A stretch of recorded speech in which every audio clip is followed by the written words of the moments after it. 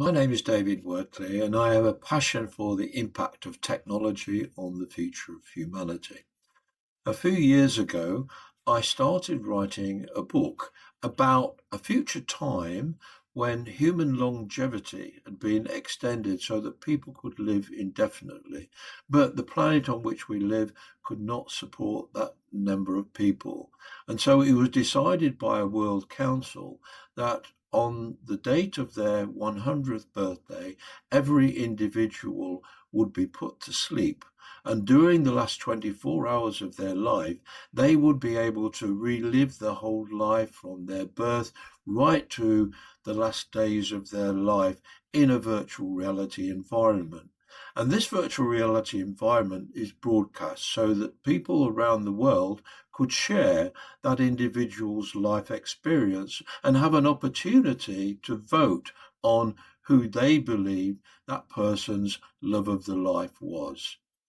And so, at the chime of midnight on the last day of their life, the individual is put to sleep and their whole life memories are transferred to an avatar who can spend eternity with an avatar who is the love of their life, chosen by themselves and by the watching audience.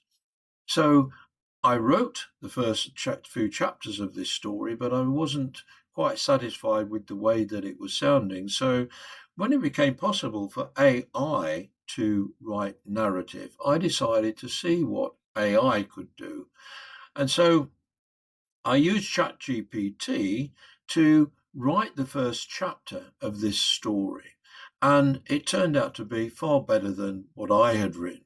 So I decided as an experiment to see if it could rewrite the first chapter of my life story or this life story in the style of Charles Dickens. And the video that follows is a narration of that first chapter generated by AI, but narrated by a digitally created avatar of Charles Dickens with a laptop. I hope you enjoy it and get a glimpse of what the future holds for creative writing. Chapter 1. The Echoes of Time. It was the best of times. It was the age of marvels. It was an era when the boundaries of life and death blurred, and the echoes of time reverberated through the corridors of existence.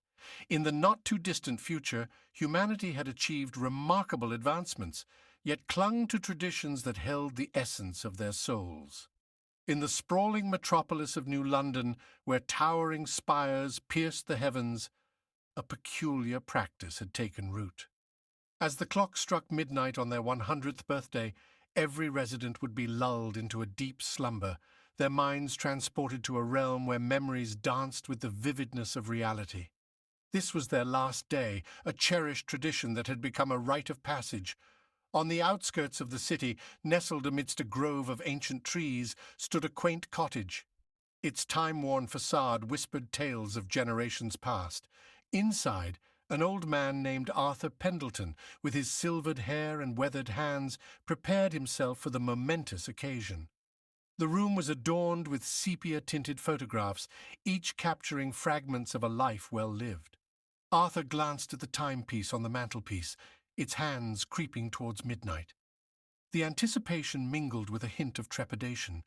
He had always been blessed with a sharp mind, but the unknown future weighed heavy on his heart. What would become of him once his consciousness was transferred to the digital realm? Would he cease to exist, or would he find solace in the embrace of his digital twin? As the clock struck 12, a wave of tranquility washed over Arthur, his surroundings blurred, and he found himself standing in an ethereal realm, a tapestry of memories woven together. It was his last day, and the echoes of his life reverberated around him. He found himself reliving his first kiss, stolen under the moonlight on a warm summer's eve.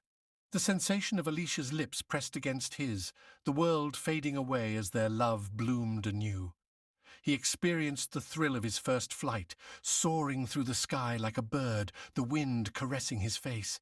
He felt the weight of responsibility as he took his daughter's tiny hand, guiding her through the maze of life.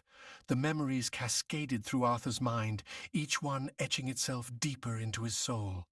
He laughed, he cried, and he marveled at the beauty of existence. It was a bittersweet symphony, for he knew that this chapter of his life was drawing to a close. In the depths of his reverie, Arthur's consciousness was gently nudged, beckoning him to awaken. As his eyes fluttered open, he found himself in a pristine white room, the hum of machinery filling the air. Before him stood his digital twin, an ethereal avatar bearing his likeness but devoid of physical form. The avatar reached out, its touch a mere whisper against Arthur's skin. And in that moment, he felt a connection that transcended the boundaries of mortality. The love of his life, Alicia, stood beside him, her digital twin shimmering with life and vitality.